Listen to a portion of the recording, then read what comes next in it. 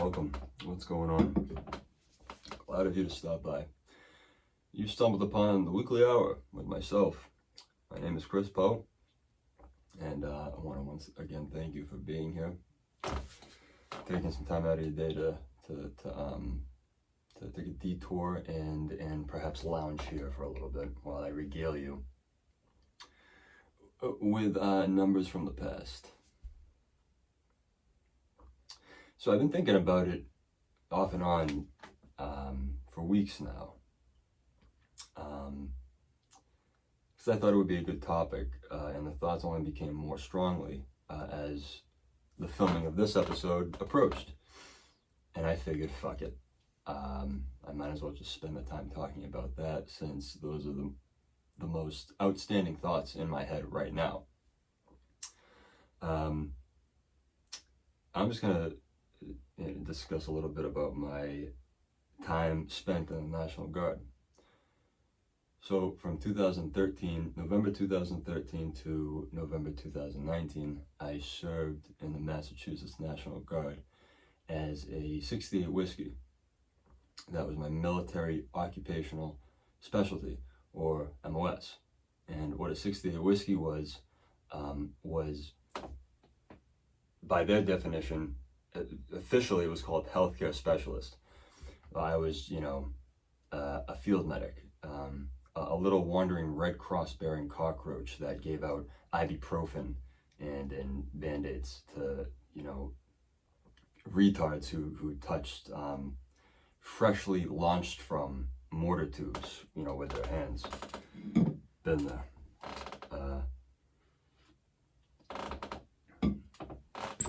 But I'll just start from the top, from when I began training, and tell you what I enjoyed about it, what I absolutely didn't like about it, and all the thoughts that come after. And hopefully I can get all of these thoughts out in the time I've given myself here. So, as I said, I began November 2013.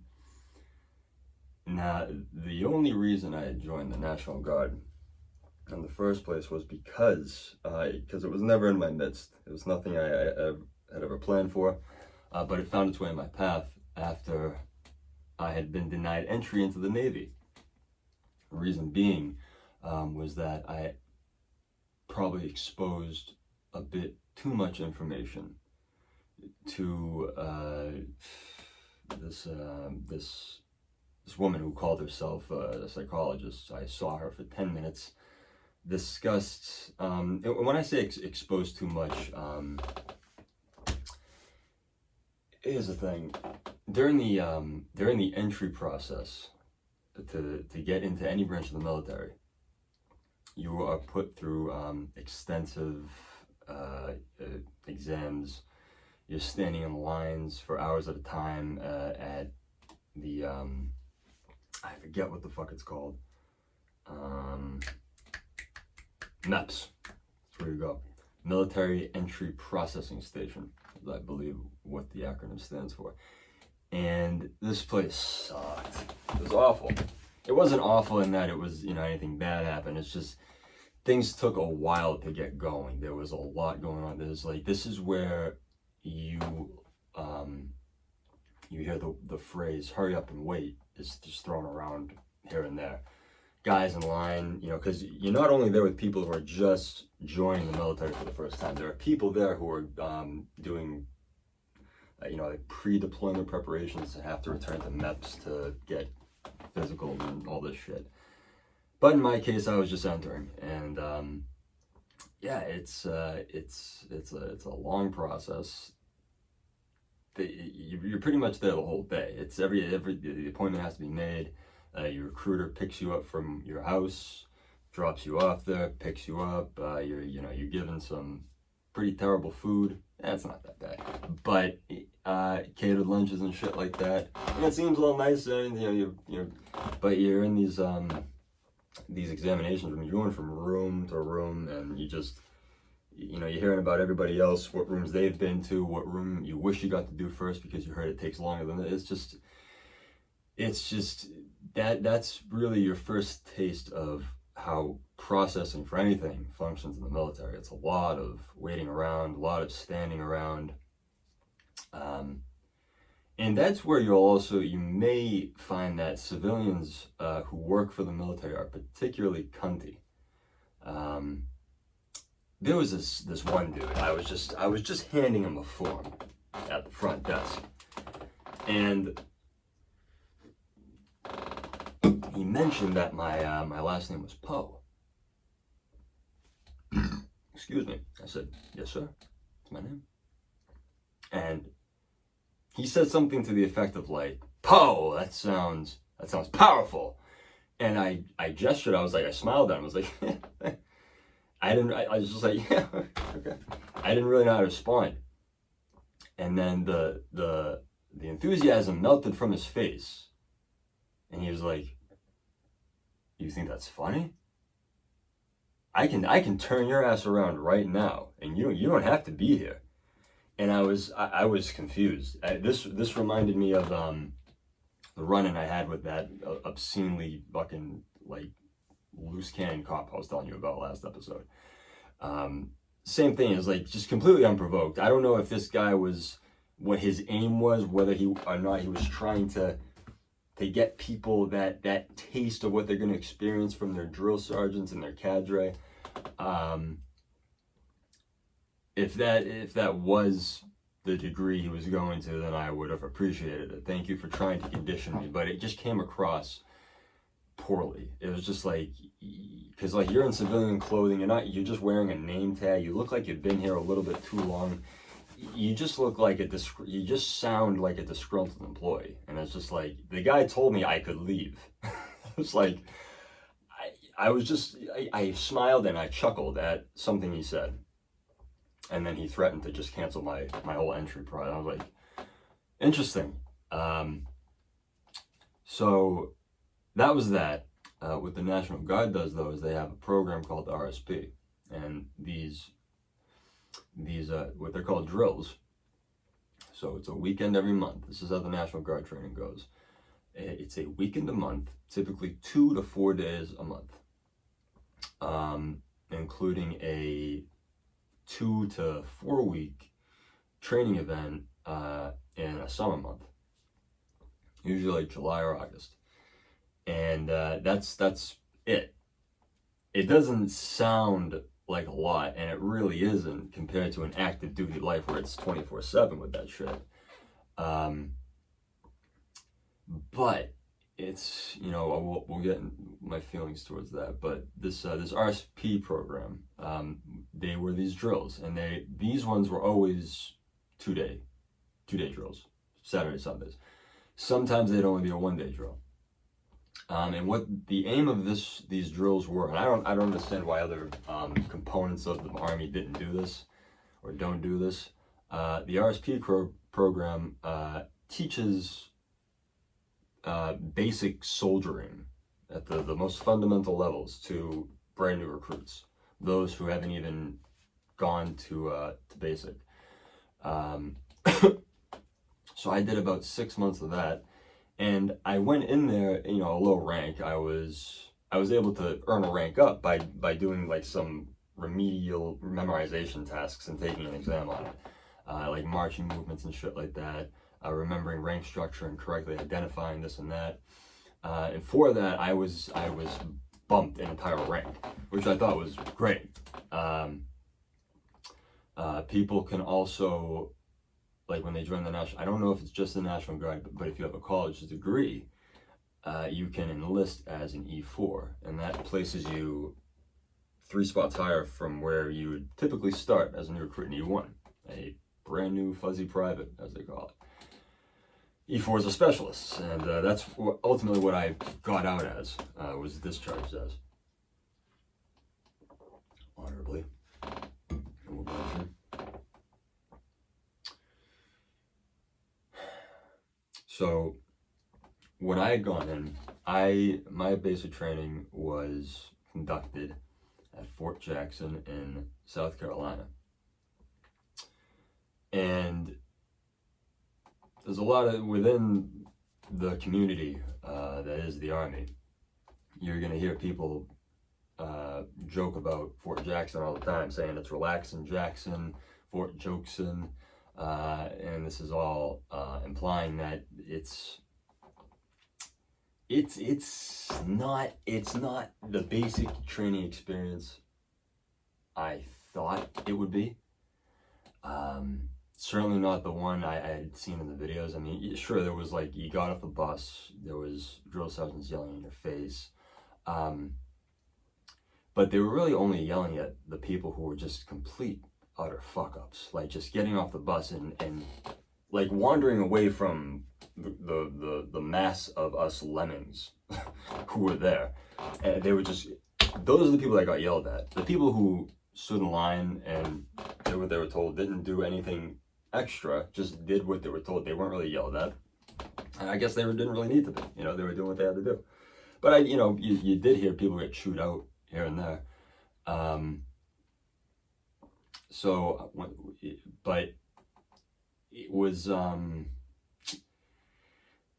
there were things that my platoon and my entire training company were deprived of. We were deprived of, so there's a phase during the training where you experience a gas chamber, and you're put into this little fucking hut. It's an enclosed space, with, I don't know, like your platoon, your whole platoon pretty much, and you all have gas masks on. They're pumping, I think it's OC gas into the chamber, something very irritable, and traditionally what people are instructed to do in these chambers is to break the seal off their mask and experience an inhalation of that gas and come out waving their arms like fucking newborn chickens,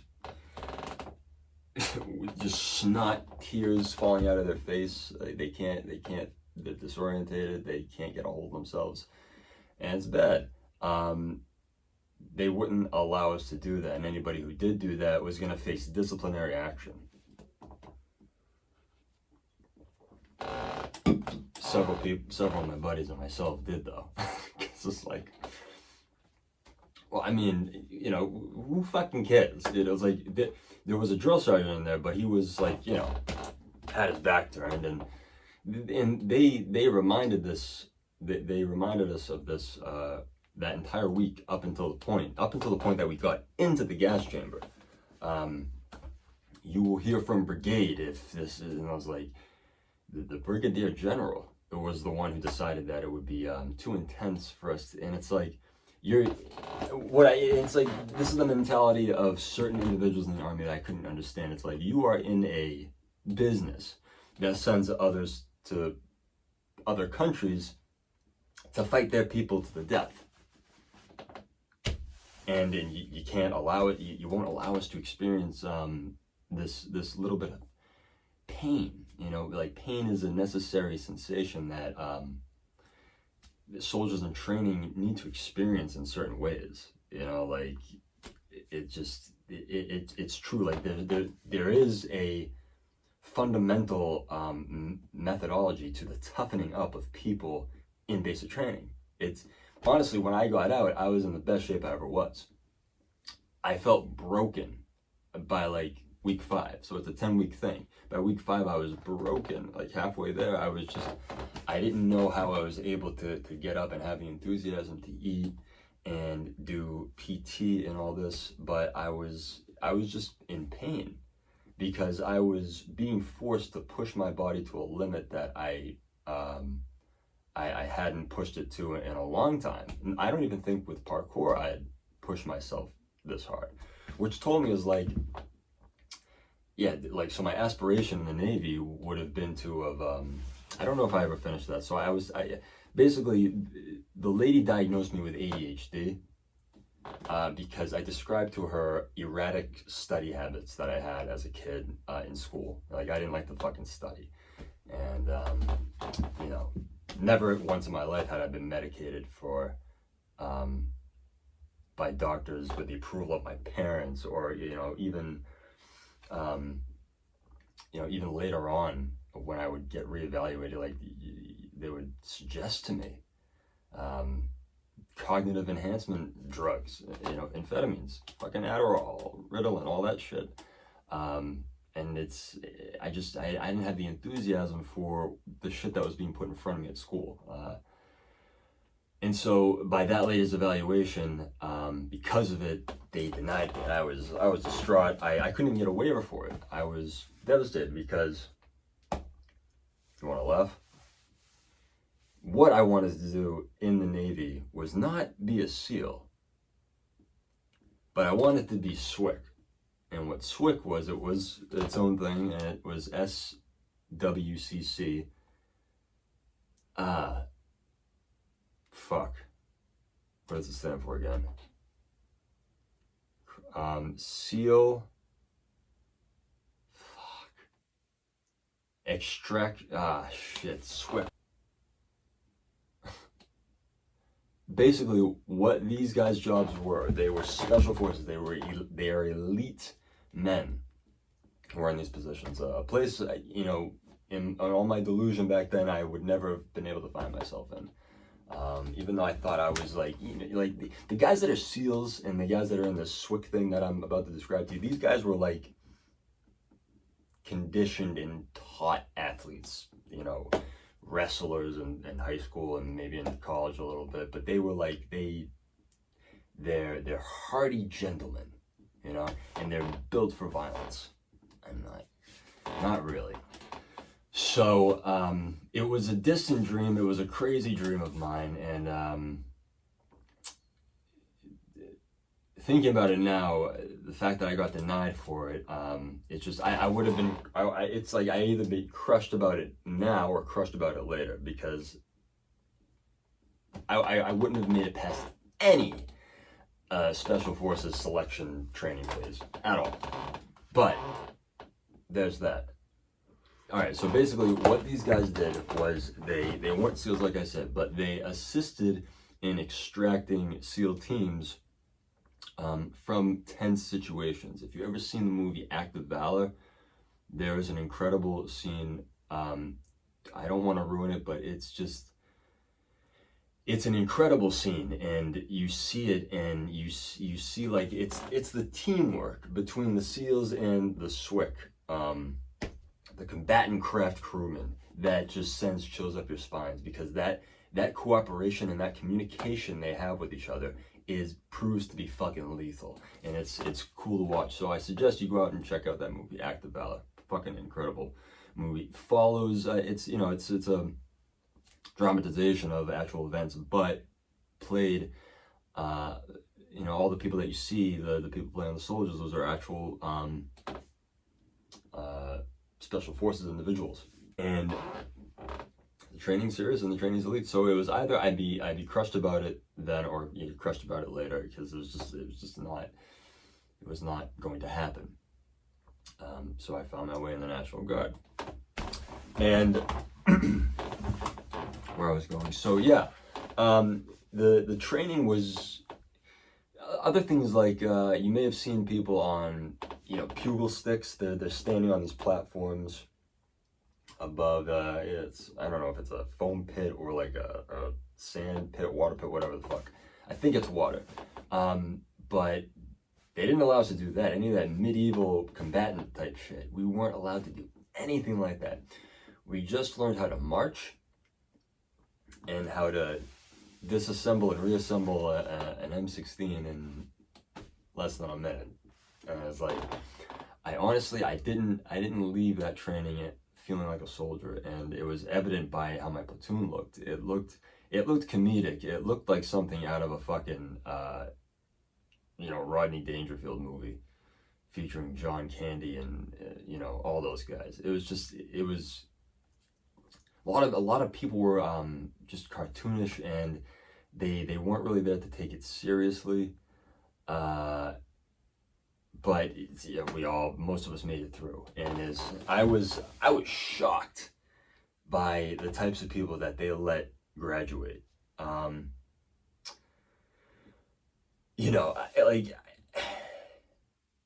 I did everything I had to do in order to pass. I made sure I was on, because I wanted to do well in this. I wanted to do well in the training and stand out. I didn't achieve any sort of accolades, but I did well enough to you know, consider myself a soldier, whatever that was supposed to mean. So from North Carolina, or South Carolina rather, I went to San Antonio, Texas, where I began my training as a medic. And I think I would have to say that the 4 months that I spent there training was the most enjoyable time I had ever spent. My entire Army National Guard experience, from RSP to training, to actually drilling every weekend for the next like 4 years, because I was in the training pipeline.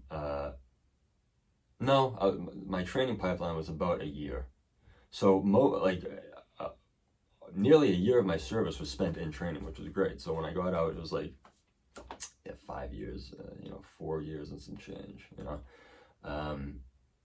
but I had an incredible time down there in Texas, because everything was structured like a classroom setting, where it was set up for you to retain knowledge and to understand what was being taught to you. There was a lot they threw at you. There was a lot that you had to learn, and there were moments I was in it, I think 4 weeks, I was ready to give up. I told myself I couldn't do it. Academically, it was just overwhelming. The amount of material that they expected you to absorb in the short amount of time that they gave you was like, it didn't, like, mentally, it didn't seem feasible to me, because I was never good in school academically. I could not, I didn't do my homework. I never did homework. I had homework every day now. I had lived a nice little life of not having homework for a couple of years. And I was back in it. And so I was dealing with that, dealing with the anxiety of that, the stress of that, because in my head, like, I'm not smart enough for this. This is like, I might as well be in college freaking out about this, because this is just as difficult.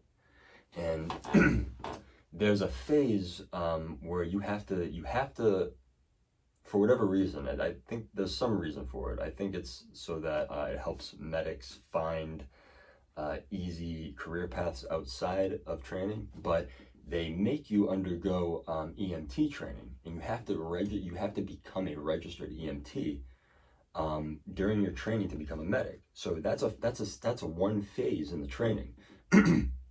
Excuse me, before you move on to the 68 whiskey side of things, where training is a lot more intensive, and I'll talk about all of that. It's way more, it's, as terribly as I'm wording this, it was action-packed. But yeah, so you spent, like, I think it was 2 months becoming an EMT. So you did that. That was the hardest fucking part, because that is not, I didn't know, first of all, we were going to be doing that. I thought I was just becoming a medic. But no, I had to register as an EMT now. And to take the NREMT, which is the National Registry Exam for EMTs, because alright, so they gave us a new test every week, pretty much. I failed every test at least once, but I always got it after the second or third try. There was only once or twice where I had to retake a test more than twice. And then I aced the NREMT the first time. Jesus, excuse me, I apologize for that.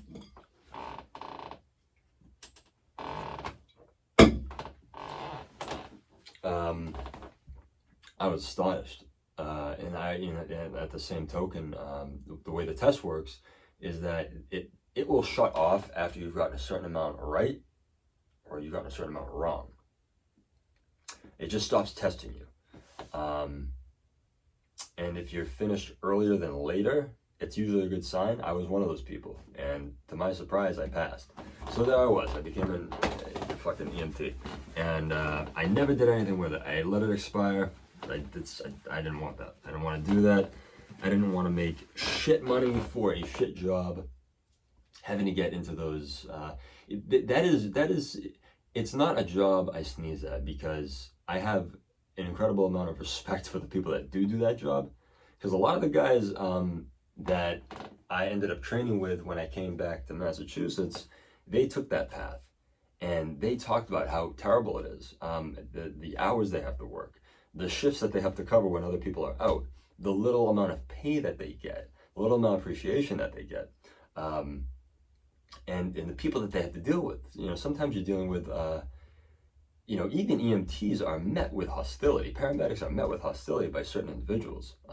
People who are having the drug trip of their life. They don't want to be revived, and they will attack paramedics for reviving them from a fatal high. Shit like that. But it's just the other type of shit that they experience. It's just, to me, would never be worth the money, but it's great for someone with the determination to use that as a stepping stone to get to paramedic, where you start making better money, you're working, you have a better chance at preferred hours, and you're working for a fire department. I think if you work for a fire department, you make more money than you would an ambulance company. I don't know, though. I never went that far. But a lot of people I knew back in my unit, they took that path. A lot of them, some of them enjoyed it, because that's what they enjoyed doing. They liked being in the shit. They liked enduring uncertainty and chaos in crazy bodily ways, and they did so. And you would see these were the people that tended to excel a little bit more in training, and I noticed that. They were those who came up with the solutions faster. They came up with the answers faster. And it wasn't cockiness. It was, they knew, because they did it every day. They did it on the outside. That was their life. It was more their life strongly than it was them being a medic in the Army. So big respect to all those guys back there. I don't think anybody of them are left. I think a lot of people left. Retention's a shit show. So, but yeah, that was a great period of time in my life.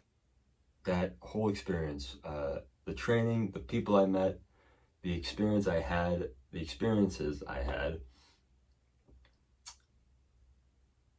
and just people that I ended up seeing later on in life. People that, when I had first met them in Texas, they were far flung. They were from all different parts of the country and different parts of the people that come from different parts of the world too.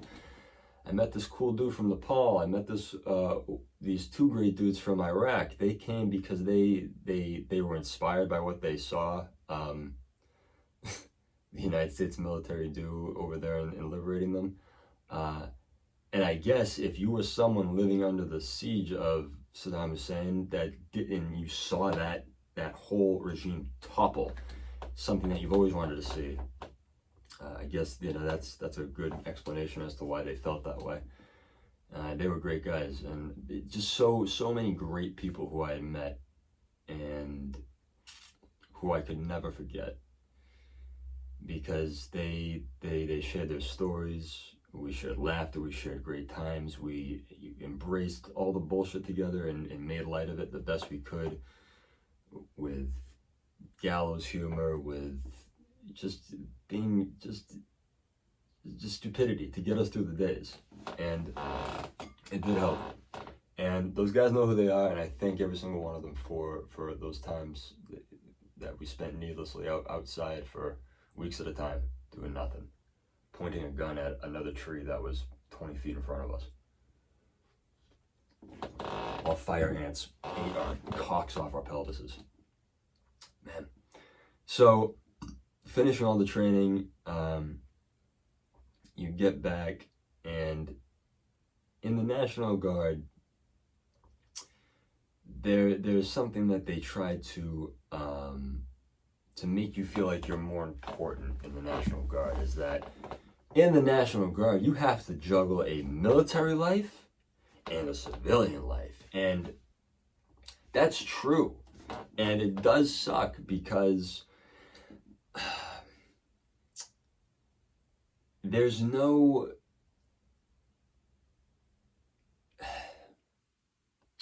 a responsibility on so I'm going off my thought I had chambered for the last moment. So getting back from all the training, you think back on training and things were a shit show. They made things stressful on purpose. They didn't, the environments were made to fuck you up and to make you feel like it forced you to think your way out of it in clever ways. After a while, you understand that this is how it worked. But when you get out of training, and I can't speak, I'm going to say right now, I can't speak for the whole National Guard. I definitely can't speak for the rest of the Army.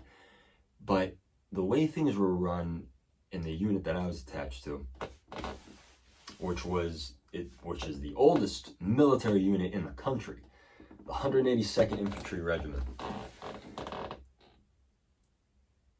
things weren't run right. Things were run in the same ways that they were to simulate hectic and nonsensical environments in training. So coming back and seeing how things were run on the live side of it, it's like I'm outside of training now. Here I am. Here we are, and leadership is it's poor from the top down, and you learn quickly that it's very much cliquey. It's very much a who you know type of thing. It's not always enough to do what you're told. It's hard to fucking please your leadership and your cadre and all that shit. But there's it's just, I don't know what it was. I don't know what the thing was that made things so administratively fucked. Character-wise, among many guys who were in, they had this fucked mentality, where it was their one weekend to come in and fuck with a bunch of peons that were beneath them. That's how I felt a lot of the leadership ran throughout that unit. And you can surely say that for other units, because there's always those guys, but there appeared to be a distinct concentration of them. And it's like, listen, it's the National Guard, it's the military. You're in there with other degenerates because you yourself are a degenerate, and you've put yourself in this pool of filth to assimilate into it and to become part of it, and to embed yourself in its culture and become a piece of its culture. And I did that because once I capped out at E4 Specialist, I leaned hard into what is called the E4 Mafia. And the E4 Mafia it's not a real thing, but it's a way of being. So E4 Mafias are complacent specialists in the National Guard or in the Army who have made it to that point where it's like, that's like the last given rank. It's almost like you have to kind of be a real shitbag to not get this rank. Okay, you have to fail a PT test. Honestly, like the last PT test I passed was to get that rank, and I was specialist for 3.5 years without having passed it because I didn't have further ambitions for my time in there. It's just kind of a, honestly, I got through my time in the National Guard the same way that I got through elementary and middle school. Just being a sarcastic clown and making a fool of myself for the sake of other people's entertainment. And I would try to bitch and complain. Like, I was a complainer. I bitched about a lot of things, like things that were just gonna suck. And I know people hated it. I know, I'll say that right now. no one likes someone in the platoon who bitches a lot. That was me. I bitched about it. But I would try to be funny. I would try to be charming with it. And sometimes it worked, and sometimes you just created a repellent. People didn't want to be around you. Or it was either that or the fact that I chain smoked. Every drill. American Spirit Yellows. Those are my go-tos. Brought a couple of packs of those, and they would last me about until the next day. And then it's just, walking around 10 to 10 sucking dick from Marlboros, and it's, the National Guard's a hoot.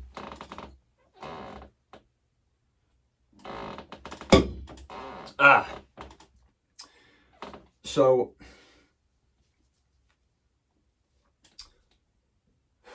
right, the leadership,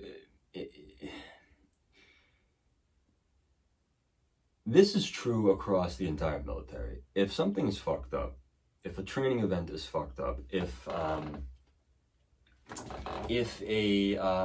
task is misinterpreted and bad information is given out, the punishment trickles down to the lower enlisted.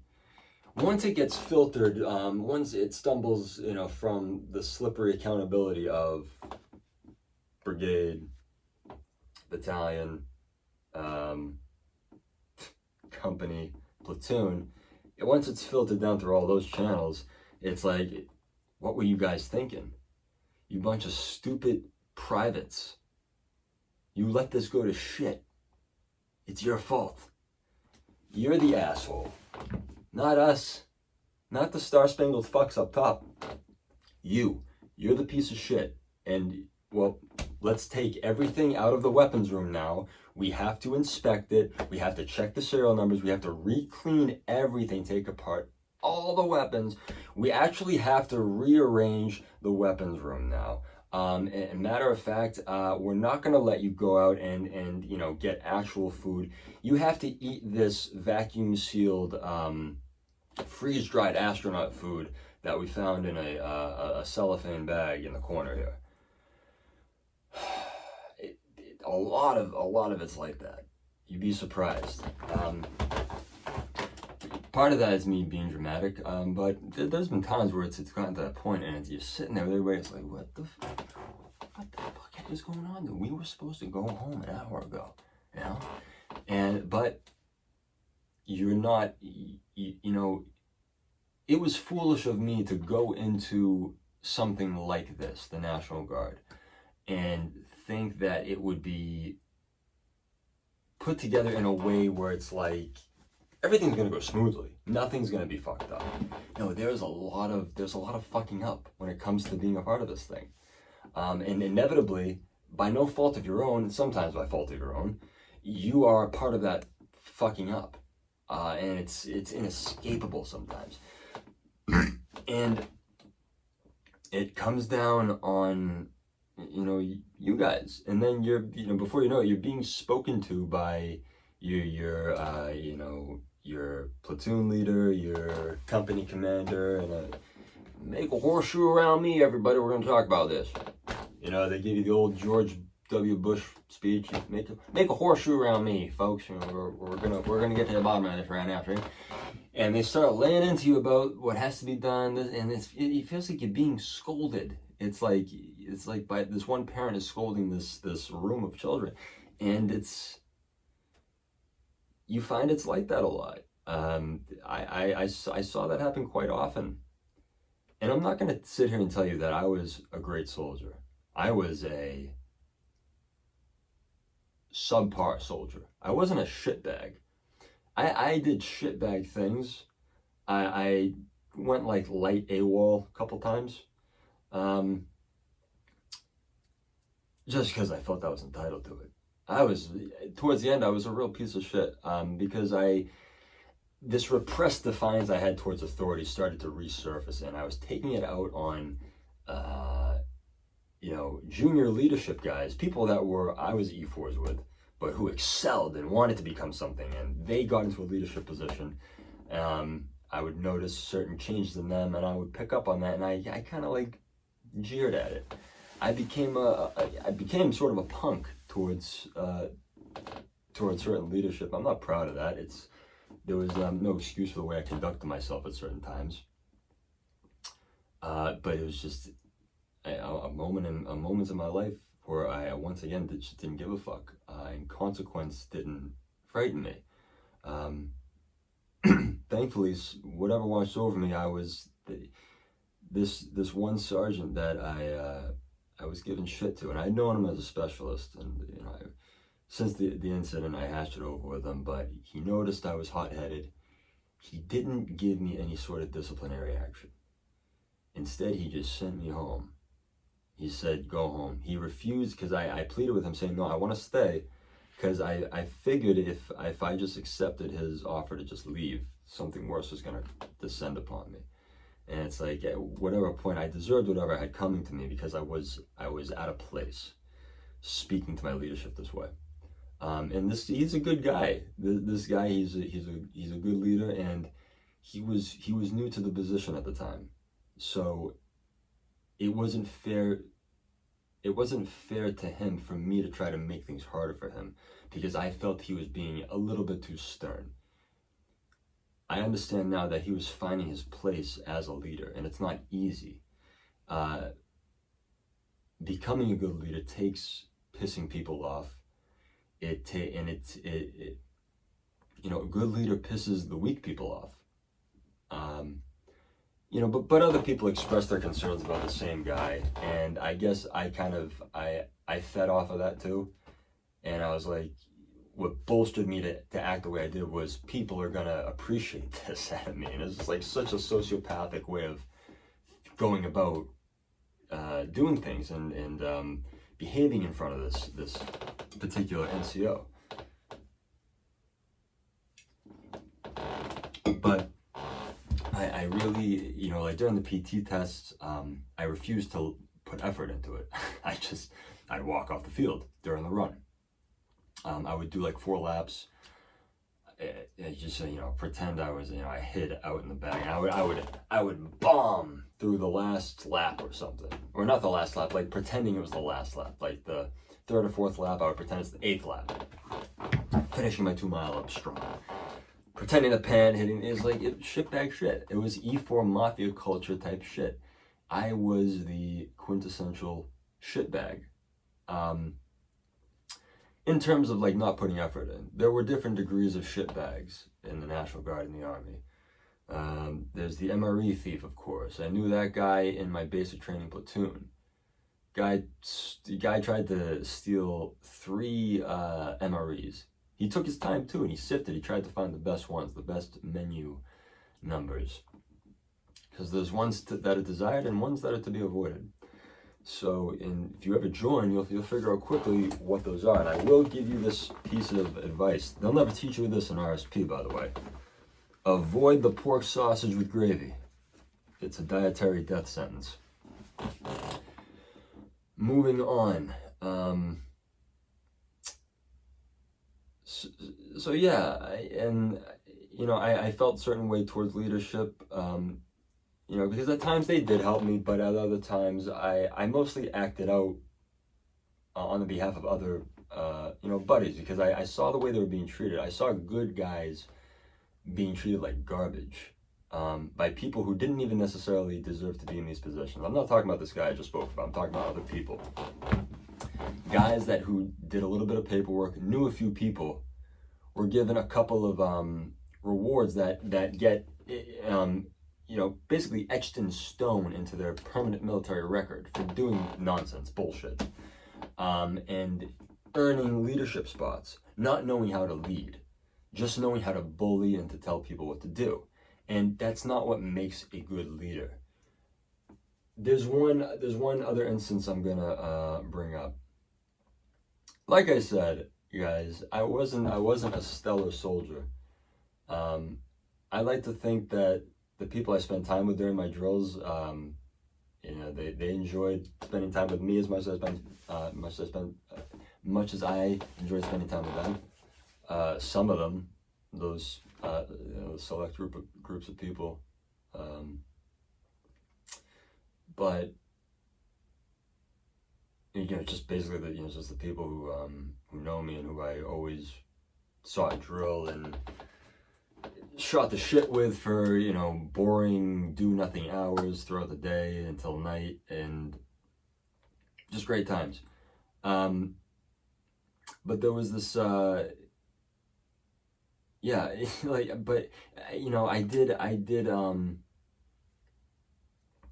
though I wasn't the best soldier, I wasn't a backstabber. I didn't betray people. I didn't throw people under the bus. I just hurt myself pretty much, in a professional way, you know, which I don't think is a big deal as long as the only harm I'm projecting is onto myself. It was just really an indifference that I had towards this establishment I was working for, and I kind of resented because I wish I had perhaps put that time towards something else, or maybe took a path in the National Guard that I would have taken more seriously. Because as a medic, people loved, for whatever reason, people loved me as a medic, the unit I was attached to. I wouldn't leave. I love those guys. Delta Company. 182 Delta. Great guys. I don't think any of them are there either.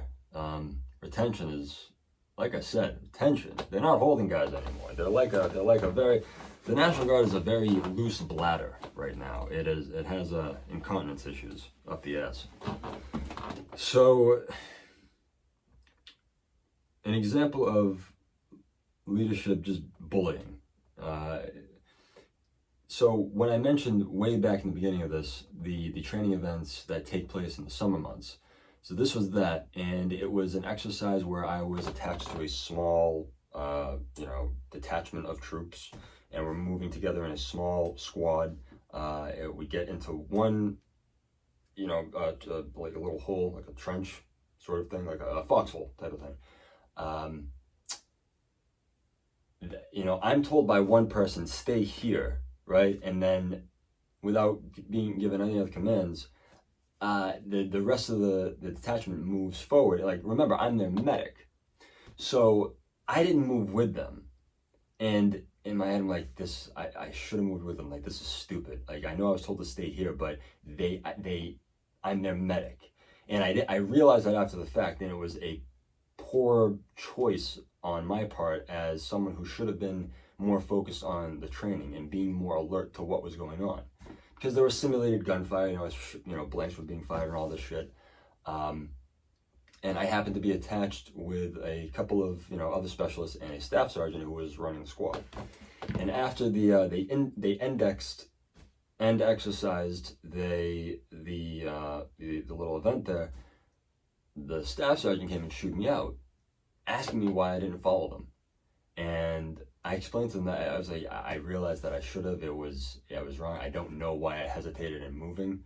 And I realized after the fact, after everything went off, and he just kept chewing me out. And he didn't even care to mention why it was important that I knew it was important why I was to go with them, because I was the medical attachment.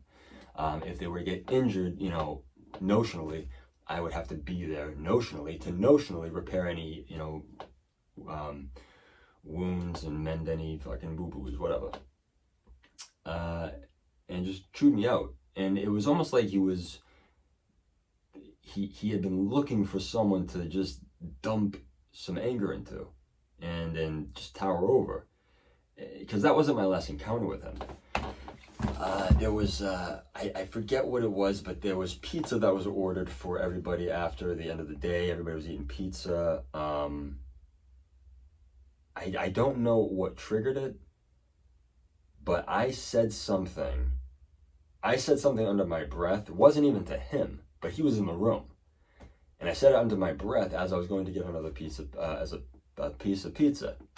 Everybody's in there. There's other leadership that are above him in rank and everything. And, he's a much bigger guy than me. I'm just, I weigh nothing, soaking wet. So, and it's not like a fight's gonna happen or anything. It's flexing. And I got that. It was posturing. It was an instance of like, I can do this, you can't do anything. I'm backed by my buddies who are in the same fucking circle jerk club as myself, and but he pulled me aside in front of everybody. Everything went silent, and I snapped to. Parade rest, as I'm talking about. This is how you're supposed to, this is how you're supposed to look. I know I'm running out of time here. So, you're supposed to stand like this. No, don't bend your knees, but I'm just trying to show you for the effect. Hands, fucking, the whole thing. I'm not going to go over how it's supposed to be, but it's essentially that. And so I just snapped to that without him even demanding it, because I knew I was going to shoot out again. This guy, at this point, I knew he was going to spend the time fucking with me. Any chance he could get. And he said, what did you say to your breath? Blah, blah, blah. This and that, and this and that. And he's like, you have something to say, this and that? And then he just kind of like punked me away from the room. And I was like, wow, dude, it's like, I didn't say anything. I grabbed my pizza and I left with like my fucking tail between my legs. But I was just like, what was this guy's fucking deal? And there was another time, I was just like, being friendly. I was the only one with hand sanitizer at the moment. I was offering it out to some. These guys had just finished cleaning their weapons on the outside benches. And I was offering it, blah, blah, blah. And I was like, anybody want hand sanitizer? And then he was like, eh. But then the sergeant was like, just giving me shit the whole time. I just hear him say, like, from a distance, like, I don't want anything from that motherfucker. I'm like, and he got his buddies laughing and shit. And it's like, bro, it's like that's not leading. That's just you being a dick. That's you taking the opportunity to be a fucking douchebag, And there's a lot of that. It's not just that guy. It's like, I single him out because that's the most prominent example of an NCO just being a power tripping douchebag. Because, a lot of these guys, they have jobs in law enforcement and they have jobs of authority where they will take advantage and they will, undermine the rights of others to do this or that. It's and these guys brandish that character during drill. There's a lot of toxic bullshit like that. There's a lot of toxic bullying masquerading itself as leadership going around in the Guard, specifically in the unit that I was attached to. So 53 minutes into this now, and I don't feel like I talked about a lot, but I feel like a lot's been said anyways. Overall, the experience in the National Guard was great, and my most fond takeaway, I would say, is the time I had spent with the general population of soldiers, people my rank, people my age, people not so my age, people older than myself.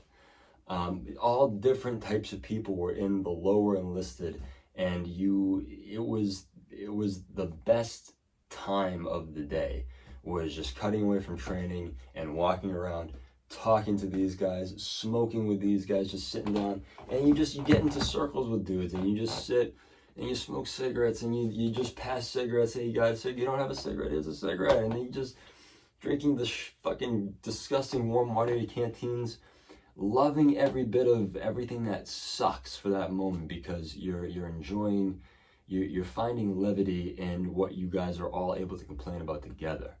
And it breeds that dark humor that gets you through the times. It gets you through those long periods of waiting to essentially do nothing, waiting to be told that we're not supposed to be training in this area, we're supposed to be training at the range fucking 10 miles down the road at the other side of the base. It's like, there's a lot of dumb fucking administrative clerical errors and setbacks that happen in the Guard. And it probably happens because you're dealing with so many people at all times, but like I said, the numbers where I have trained before are dwindling. They're not keeping soldiers, and companies are having to be absorbed into other companies to just consolidate, because there's no justification for keeping some of these armories open.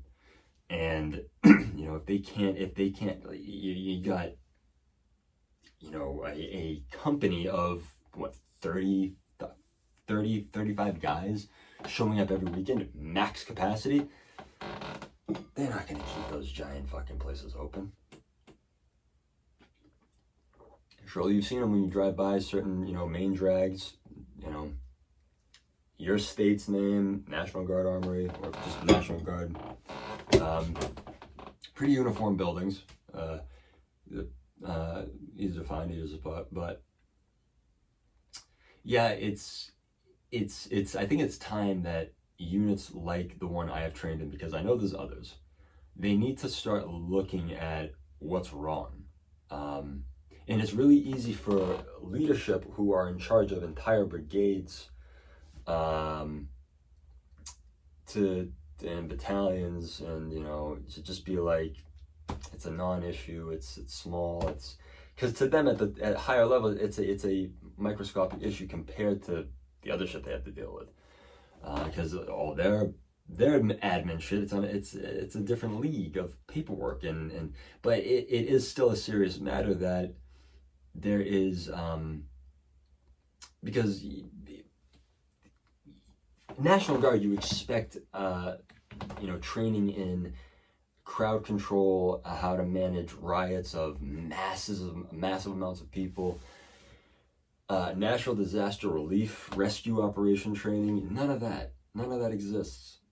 The training that you undergo during the drills, from myself anyways, was always very similar. It was guiding trucks like there were giant elephants stalking prey in the jungle.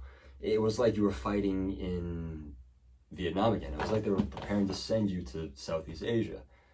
It's like, for the past 20 years, we've been fighting mostly urban warfare and mountain warfare. There's none of that. The only sort of training that I would say for the unit that I was attached to, the company, Delta company, they get great training because they're a mounted company. So all of their fighting is basically done from trucks with missile systems, other weapon systems. These things are incredible. Even as a medic, I got to fire them and learn how to operate them, and it was things like that, and bonding with dudes over those experiences and talking about it throughout the day. Those are great times. Those are times I always look back on, and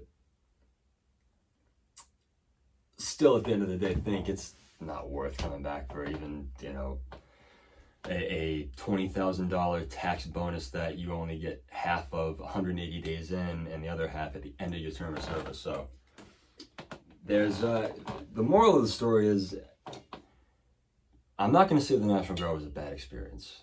In my head, that's what I wanted to end this episode by calling it. I don't think, after I've described everything to you, that I could call it a bad experience. It was an experience that I wasn't necessarily looking for.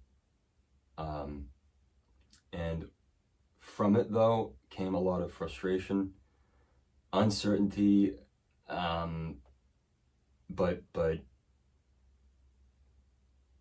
I had learned an immensity about a wide range of different people, where they came from and what they did and what they enjoyed doing, what they hated about the military and what we hated about the military together. And there's just, ironically, even sometimes when it sucked at its worst, is when guys got rowdy and creative and spurred creativity amongst themselves. And the way that guys who were bored in the army, not doing anything, having to be set back, having to deal with bad news coming down from headquarters or whatever, it just inspires them to act up and relieve some of the pressure for the rest of us who want to be able to smile through this nonsense, who would rather be home chilling with someone that we enjoy being with, instead of being here, having not showered for 3-4 days, smelling like shit, sore feet, hurting backs. You just ready. You just had it. There's just smell and funk emanating from every crevice of your body, and it's enough is enough. But at the end of every weekend, it was just, I was not only relieved because I was going home, I got to return to civilian life for a little bit, having to come back and dread what was going to be the next drill weekend, that week prior to the training. That was the sensation that always appeared, this painful anxiety that sent my stomach into knots.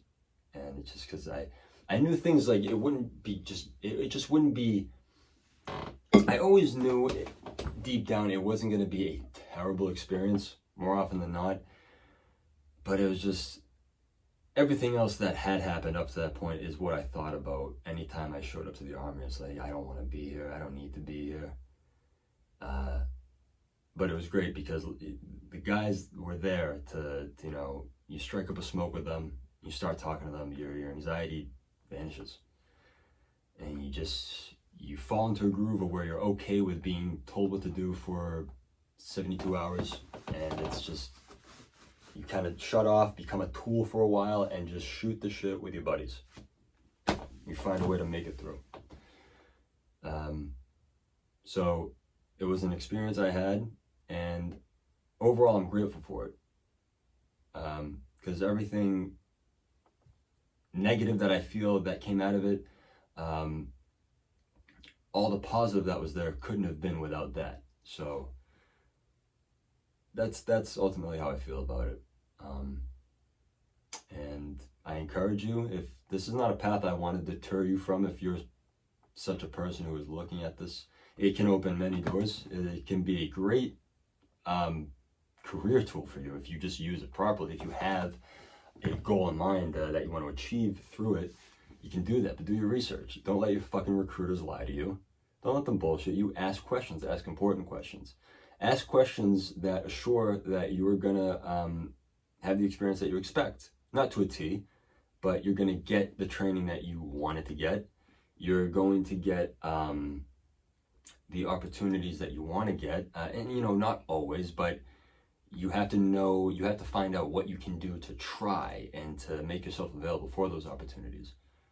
Like anything, it can be very advantageous, but I'm someone who didn't do much with it, and I just wanted to share my experience because I've thought about it a lot. I've been out for a few years now. I think it's almost been 3 years, coming up on 3 years, and I do miss parts of it, and there is that urge, and a lot of guys get it where they want to return, but I've been fighting that with all my might. There's no reason why I should go back to it at this point. But to those guys and all those people that I've spent a great amount of time with, getting to know, having fun with, enjoying laughter with, and enjoying really dismal and shitty times with, thank you. Thank you. You are a huge part of why the experience lasts with me in ways that are more positive than they are negative. I just wouldn't fucking do it again. And lastly, I want to call out the good leaders that I encountered throughout my time in the National Guard. There's a handful of them out there.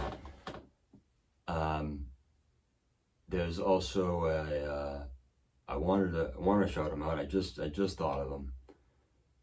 A buddy who had taken his life, just goes by the name of Delano. Just gonna keep it at Delano. Delano, wherever you are, heaven, Valhalla, I don't know, but I know you're there, and I'm just happy that you don't have to endure your suffering any longer. And it was so awful to hear you go. It was so awful to have received the information that you had taken yourself out of this world. But for the leader that you were and the man that you were, I'm very thankful for. I enjoyed the time I spent with you. I'm grateful that you shared your most fearful moment during your deployment with me. And you shared that story with me. You told me it was the most scared you had ever been in your life. And for dudes like you, Delano, I know that's not easy to admit. You were an incredible leader, brother. Forever you'll be missed.